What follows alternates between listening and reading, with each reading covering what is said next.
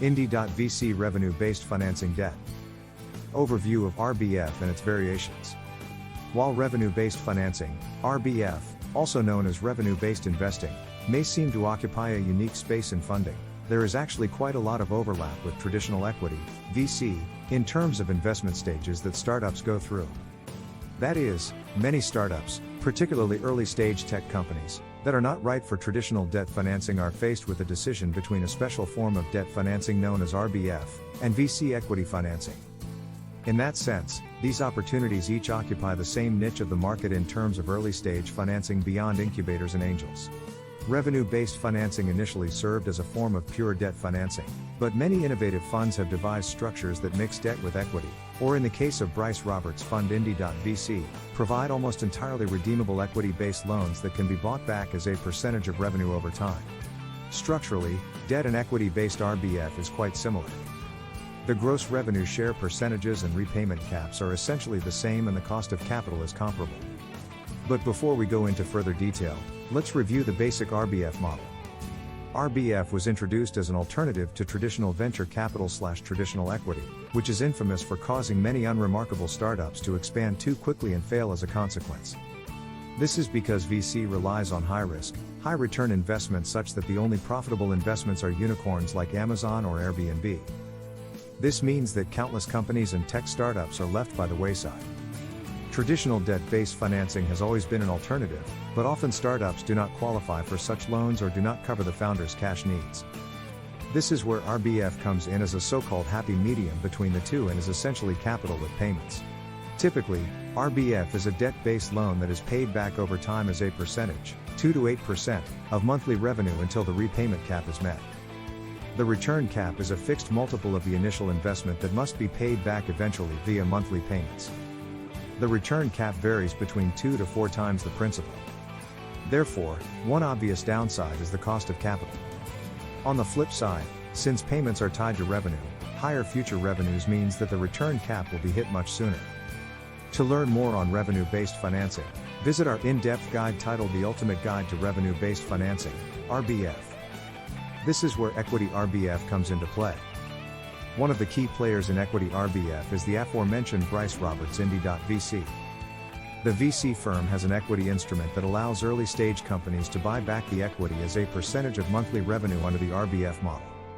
Roberts explains the model succinctly. In a Vox interview in 2019, "We've created a new investment instrument that functions similarly to a standard convertible note, which, in venture world, is an investment instrument that anticipates either a future round of funding that we would convert into and then have an ownership stake in that business, or if you sell the business, we convert in and have a percentage of that sale go through to us. What's unique to what we do is we have a track that, if an entrepreneur decides they never want to raise money anymore and they want to grow their business on cash flow and they want to get rich off of profits, then we have the option of allowing them to repurchase our ownership stake through a revenue share. And so, after they've paid us out, after they've repurchased our shares, the return on that investment for us, or the return on those, we cap at 3x. So essentially Indie.vc and many other firms combine equity VC with the RBF model in a way that effectively ties investors and founders at the hip in an often long-term and mutually beneficial relationship that gives founders an easy avenue to eventually buy back stake in their companies.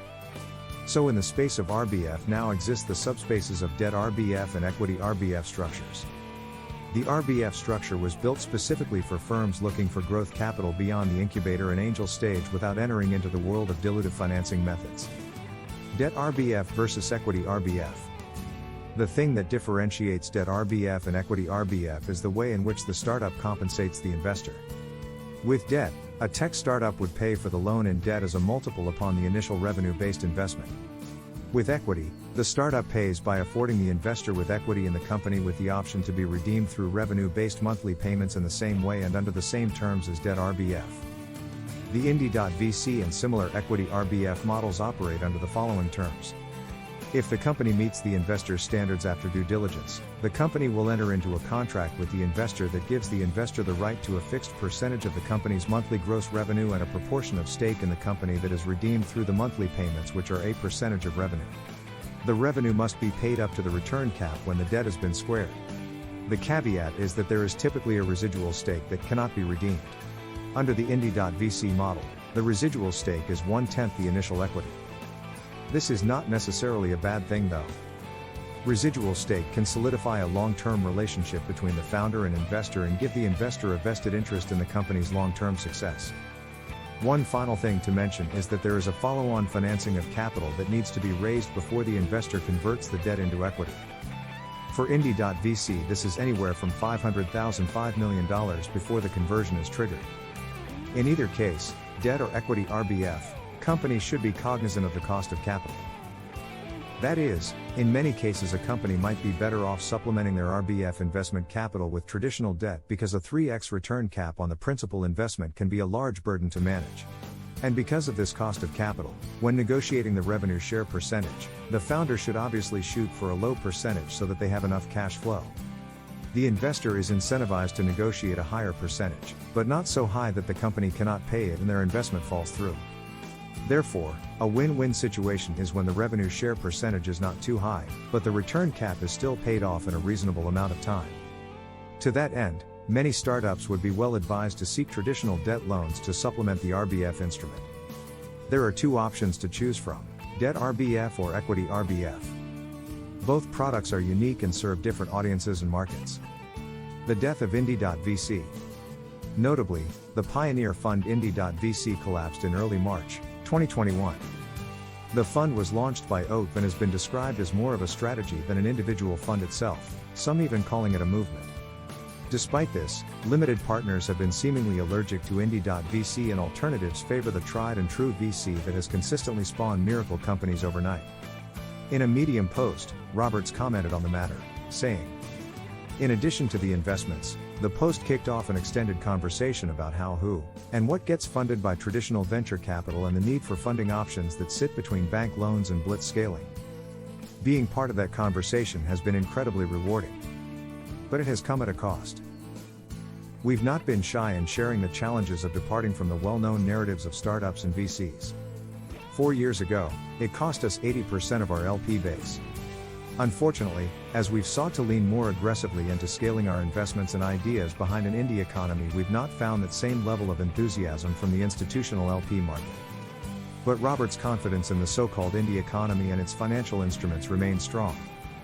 The indie economy refers to a new wave of entrepreneurs that are aiming to create sustainable business models that focus on quality over quantity. That is, artistic value and creativity is given more attention than the status quo of mass production. Indie.vc and RBF is the lifeblood and fuel, so to speak, of the indie economy, where entrepreneurs seek to expand at a sustainable rate that isn't going to compromise the integrity of their product.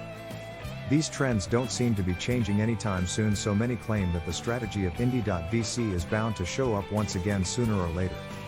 So, in that light, the fund known as Indie.vc may be dead, but its vision will carry on into the future to fill a much-needed niche market in the new economy. Indie.vc's demise was fueled by limited partners having a knack for the tried and true VC method, which has spawned miracle companies overnight with insane returns. Revenue-based financing across the pond. Revenue-based financing, or revenue-based investing, instruments are taking off mainly in the US, but while Europe is lagging behind, there are some exceptions in Berlin and London with major revenue-based investing VCs such as Uplift One and Uncapped, respectively, but by and large European tech companies lack viable alternatives to VC and traditional debt loans. This is no surprise, as the US is usually ahead of the curve on innovation. However, being in the Anglosphere and being Europe's first RBF provider, the London-based Uncapped Fund is a notable mention. Uncapped provides £10,001 million of capital at a usual RBF rate of 6% of gross monthly revenue up to a return cap. When interviewed by Tech.eu, the co-founder commented, "Having spent a lot of my career in venture capital, I've always been shocked at just how little equity founders end up with. Current statistics show that at exit the founder will likely own less than 15% of their business. Equity is the most expensive way to fund a company's growth. It takes a long time to raise, and can mean founders end up losing control of their companies. With European companies monetizing sooner than ever, we know that founders deserve a more creative and affordable solution. Like RBF funds in the States, Uncapped focuses on e-commerce and SaaS companies. This is only sensible, given these types of companies' affinity with RBF capital. With constant innovation and lesser barriers to entrepreneurship in the digital space, the expansion of RBF models into Europe is probably inevitable. The digital space is very global in nature after all, so we may see this trend become more commonplace globally. Revenue-based financing is relatively new in Europe. Due to its high potential, however, there will be a rise in the number of RBF funds not only in Europe but across the globe. Learn more about revenue-based financing. We hope that this article helped you gain an understanding of revenue-based financing. We will explore more questions surrounding the field in the weeks to come. Please let us know any remarks you might have or topics you'd like to see covered. Read more at igotham.com/blog. Recap: revenue-based financing is a non-dilutive form of funding and an alternative funding method to equity investments provided by venture capital firms. In simple terms, the business will receive a lump sum from the RBF provider to fund its operations and, in return, will pay a portion of its monthly revenues over the term of the contract. A percentage over the original amount, often 150% to 200%, has been repaid. This method of financing is especially suited for software as a service, SaaS, companies.